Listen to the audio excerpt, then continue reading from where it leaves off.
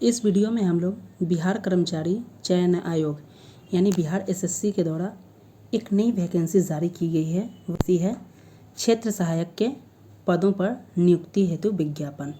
और ये विज्ञापन जो है किस विभाग में है तो कृषि निदेशालय विभाग में आया है। तो ये कृषि विभाग से संबंधित वैकेंसी है।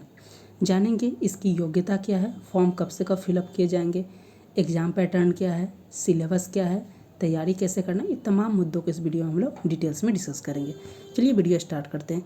तो देख लेते हैं ये जो कृषि निदेशालय में आप देख सकते हैं क्षेत्र सहायक के पदों पे जो वैकेंसी आई है, इसके फॉर्म कब से कब फिलअप किए जाएंगे तो ये 25 अप्रैल से 21 अप्रैल तक आप रजिस्ट्रेशन कर सकते हैं। फाइनली कब तक फिलअप किया जाएगा इसका अंतिम डेट ये 21 मई नहीं है, इस पॉइंट को ध्यान रखिएगा। रजिस्ट्रेशन का डेट है, फाइनल फॉर्म फिलअप करने का डेट भी अलग है। तो एक एक पॉइंट को 8 से 10 मिनट में पूरे पॉइंट को डिस्कस कर लेंगे, तो वीडियो पे बने रहिएगा, स्किप मत कीजिएगा। यह देख सकते हैं विज्ञापन संख्या 3/2025 है, जो कि क्या है, ये कृषि निदेशालय पटना में आया है। कृषि प्रक्षेत्र के अंतर्गत ये वैकेंसी किया जाएगा। अब देख लेते हैं कि ये वैकेंसी पोस्ट का क्या नाम है। तो ये वैकेंसी का जो नाम है, ये है, पद का नाम है क्षेत्र सहायक।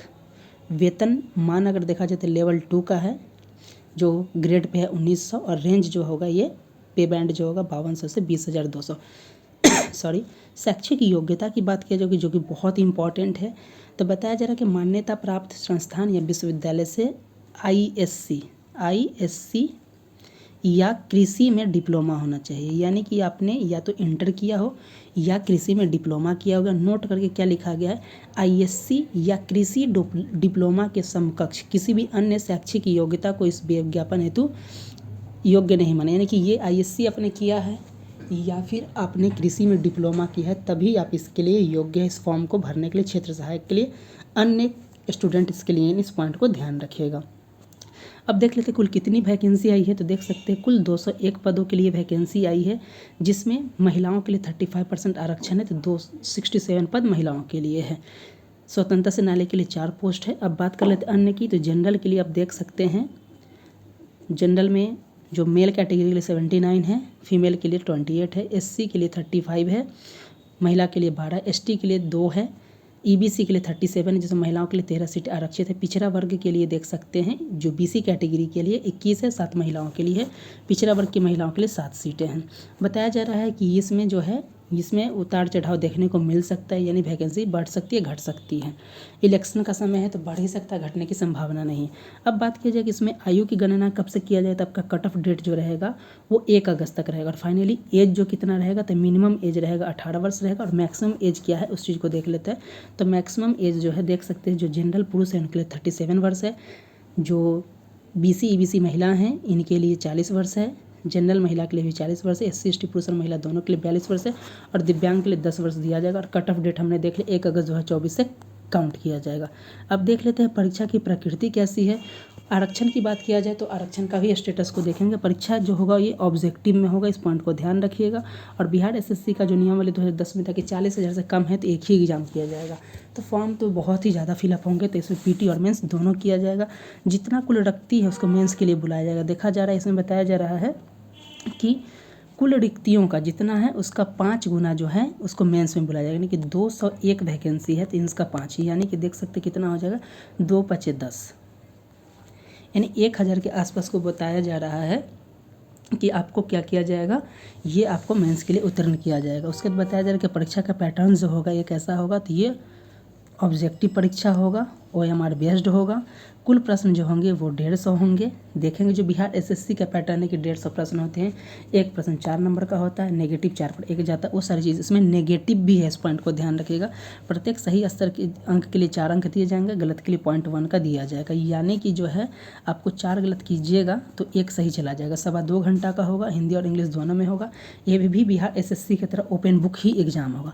अब देख लेते हैं प्रीलिम्स भी होगा, मेंस भी होगा। तो प्रीलिम्स में का जो सिलेबस है, जो बिहार एसएससी की तरफ जैसे सिलेबस है वही है कि आपके इसमें जो पहले 50% जो होंगे वो जीएस के होंगे, 50% जो होंगे वो होगा साइंस और मैथ होगा, और 50% जो होगा आपको रीजनिंग क्या होगा। इस पॉइंट को देख लीजिए। इसमें बताया गया 2.25 घंटे का होगा।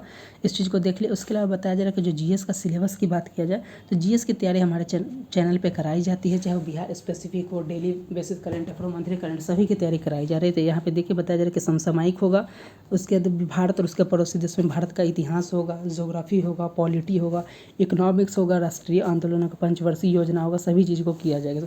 पॉलिटी की क्लासेस भी हो रही हैं। सामान्य विज्ञान में आप देख सकते हैं यहाँ पे आपको जो है भौतिक, रसायन, फिजिक्स, केमिस्ट्री, मैथ और बायोलॉजी के अलावा ज्योग्राफी से प्रश्न होंगे। उसके गणित में आप देख सकते हैं जो दशमलव होगा, नंबर सिस्टम होगा, लाभ हानि होगा, परसेंटेज होगा, अनुपात समानुपात होगा, ये सारी चीज़ें। और रीजनिंग में आप देख सकते हैं यहाँ पे वर्बल नर्वल दोनों होगा। यहाँ पे रैंकिंग डिसऑर्डर होगा, दृश्य स्मृति होगा, रैंकिंग ऑर्डर होगा, उसके अलावा सिलोजिज्म से होंगे, अंक गणितीय होंगे, स्थान परिकल्पना होगा, सीरीज होगा, ये सारी चीज़ को प्रश्न होंगे। क्वालिफाइंग मार्क्स की बात किया जाए तो क्वालिफाइंग मार्क्स कितना है उस चीज़ को देख लीजिए। जो जनरल कैटेगरी इनके लिए 40% लाना अनिवार्य है, पिछड़ा वर्ग के लिए बीसी के लिए 36.5, ईबीसी के लिए 34%, एससी एसटी महिला दिव्यांग सभी के लिए 32% लाना अनिवार्य है। जो परीक्षा शुल्क है देख सकते हैं, ये जो है जो जनरल कैटेगरी हो, बीसी हो, ईबीसी पुरुष के लिए 540 है, एससी एसटी और महिला के लिए 135 है, सभी के लिए 135 है। अन्य राज्य जो भर रहे हैं उसके लिए 540 रहेगा। पेमेंट जो है आप देख सकते हैं, पेमेंट जो कर सकते हैं, फिर से बताएं, रजिस्ट्रेशन का है 25 अप्रैल से 21 मई तक, 25 अप्रैल से 21 मई तक। आरक्षण का लाभ जो है क्या होगा, तो राज्य में जो आरक्षण का लाभ होगा वही रहेगा। अब डॉक्यूमेंट कौन कौन से लगेगा इस चीज़ को देख लीजिए। तो फिर से डिस्कस कर लेते हैं। अगर एससी एसटी कैटेगरी है तो इन्हें आरक्षण के लिए 2 सर्टिफिकेट लगता है। एक लगेगा इनका निवास यानी रेसिडेंस सर्टिफिकेट, और दूसरा आपको लगेगा कास्ट सर्टिफिकेट। ये पॉइंट को ध्यान रखिएगा। और ये आरओ लेवल यानी कि ब्लॉक लेवल पे बना होना चाहिए। ये एससी एसटी का हो गया। अब बात कर लेते हैं बीसी ईबीसी की बात किया जाए तो इन्हें जो लगेगा, इनका जो लगेगा आप देख सकते हैं एनसीएल लगेगा। उसके अलावा इनके पास क्या लग जाएगा तो आप देख सकते हैं ये इनका भी निवास लगेगा, अस्थायी प्रमाण रेसिडेंस लगेगा। और जो जनरल कैटेगरी में है ईडब्ल्यूएस सर्टिफिकेट लगेगा। जो महिलाएं हैं उनको बताया जा रहा है, जो शादीशुदा महिलाएं हैं, अगर शादीशुदा महिलाएं हैं तो क्रीमी लेयर रहित जो उनके पिता के नाम से होना चाहिए, पति के नाम से नहीं। अगर पति के नाम से हुआ तो आरक्षण नहीं दिया जाएगा। इस पॉइंट को ध्यान रखिएगा। अब देख लेते हैं इसके अलावा और कौन सा पॉइंट बच गया है। यहाँ पे देख सकते हैं कि एससी एसटी हैं तो वो कैटेगरी स्वतंत्रता सेनानी वो सर्टिफिकेट होना चाहिए, दिव्यांग है तो दिव्यांग सर्टिफिकेट होना चाहिए। ये सारी चीज़ें सर्टिफिकेट आपके पास होनी चाहिए। तो एक एक पॉइंट को यहाँ पे देखा गया है। इंटरनेट बैंकिंग से आप इस चीज़ को पेमेंट कर सकते हैं ऑनलाइन माध्यम से। अब बात कर लेते हैं आवेदन की ऑनलाइन भरने की तिथि क्या है कि कब से कम फॉर्म फिलअप किए जाएंगे। तो ये जो है रजिस्ट्रेशन का 25 अप्रैल से 21 मई तक है, लेकिन फाइनली जो है फॉर्म भरअप कर सकते हैं आप 25 अप्रैल से स्टार्ट होकर 23 मई तक भर सकते हैं, लेकिन पेमेंट आपको जो है 21 मई तक कर लेना होगा। इस पॉइंट को ध्यान रखिएगा। अब बात कर लेते हैं कि जो इंपॉर्टेंट डॉक्यूमेंट्स कौन कौन सा लगेगा। ये बहुत ज़रूरी है, डॉक्यूमेंट्स बहुत ज़रूरी है। डॉक्यूमेंट्स इनके बिना फॉर्म फिलअप नहीं कर सकते। तो वो 5-7 जो भी डॉक्यूमेंट्स है जिसके बिना फॉर्म फिलअप नहीं कर सकते उसको देख लेते हैं। पहला है कि मैट्रिक का मार्कशीट या सर्टिफिकेट होना चाहिए। आईएससी या कृषि डिप्लोमा से संबंधित अपने जो मार्कशीट और सर्टिफिकेट तो होना चाहिए। अगर मार्कशीट किन्हीं के पास नहीं है, मार्कशीट है, सर्टिफिकेट नहीं, तो प्रोविजनल से भी काम चल सकता है। अस्थायी निवास या आवासीय प्रमाण पत्र होना चाहिए। जाति प्रमाण पत्र चाहिए। एनसीएल चाहिए। जो ईडब्ल्यूएस कैटेगरी से ईडब्ल्यूएस चाहिए। स्वतंत्रता सेनानी के जो पोता पोती नाती नातिन है वो चाहिए। दिव्यांग है उनके लिए दिव्यांग सर्टिफिकेट चाहिए। ये सारी चीज़ें अधिकतम छूट का दावा कर रहे हैं तो उनको एज रिलैक्सेशन का होना चाहिए। ये सारी चीज़ें आपके पास होनी चाहिए। ये सारी चीज़ें अगर हैं तो आप फॉर्म फिलअप कर सकते हैं। अगर इनमें से कोई भी एक नहीं है तो नहीं भर सकते। उसके बाद बताया जा रहा है कि फ़ोटो जो होगा वो लाइव फ़ोटो लिया जाएगा। इस पॉइंट को ध्यान रखिएगा। इसमें लाइव फ़ोटो लिया जाएगा। इस पॉइंट को ध्यान रखिएगा, लाइव फ़ोटो से लिया जाएगा। उसके सारी चीज़ को आप करके कर सकते हैं।